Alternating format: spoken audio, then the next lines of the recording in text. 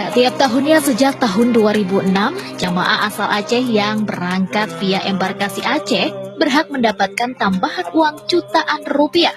Tambahan uang ini diberikan saat jamaah sudah berada di Tanah Suci.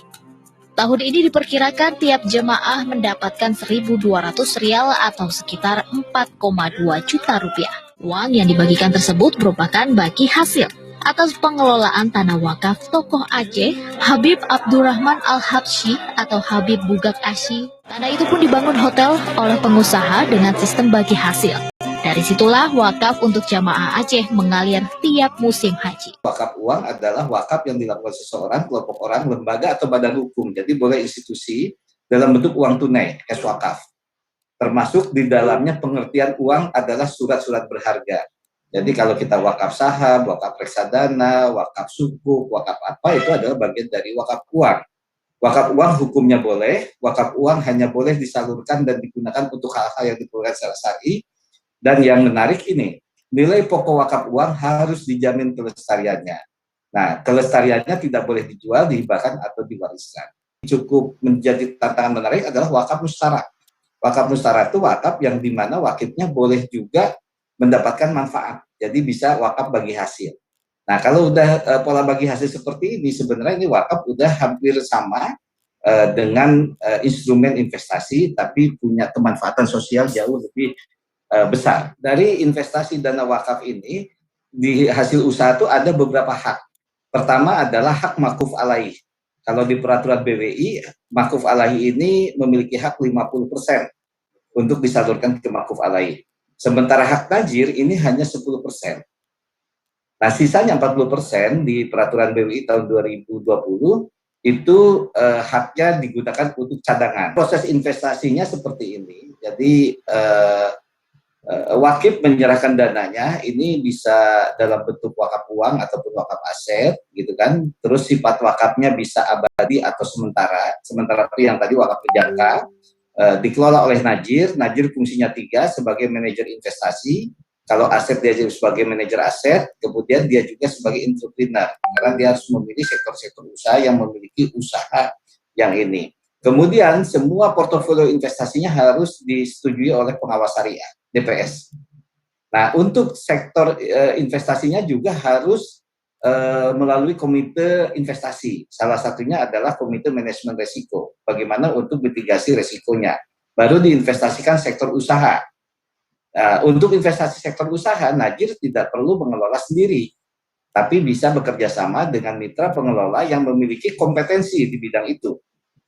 Ada 2 sektor yang investasi najir. Satu adalah sektor portofolio, ini dalam bentuk sukuk, deposito, saham, reksadana, atau sektor yang direct investment.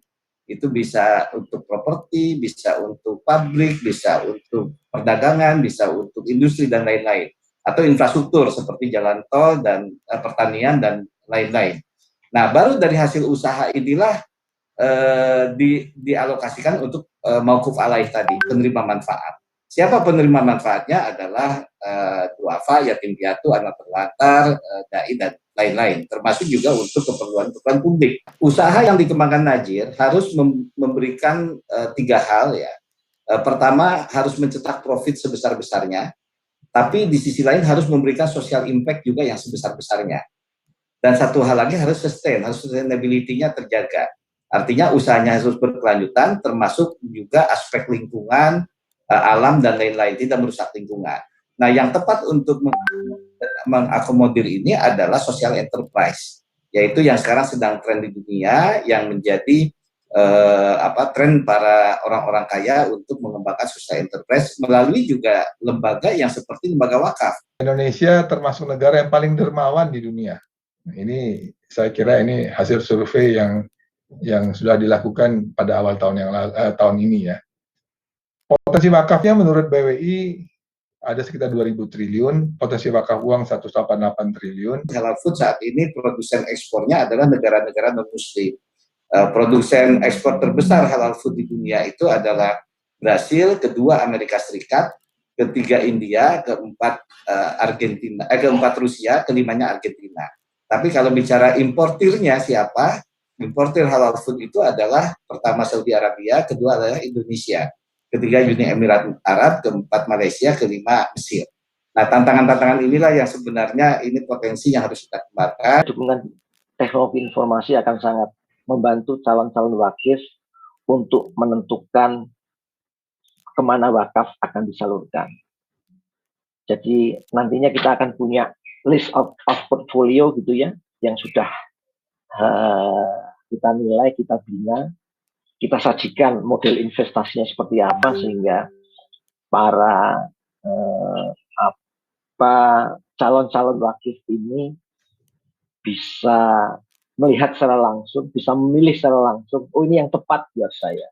Model-model orang-orang yang akan berwakaf ini juga macam-macam.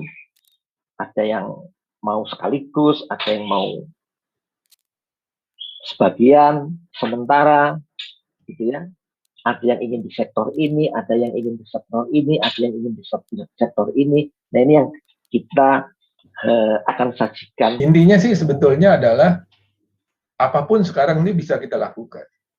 Tentu ada beberapa persyaratan, terutama bagi yang ingin menyumbang kan yang ingin tahu apakah uang itu benar-benar bisa dipakai atau tidak.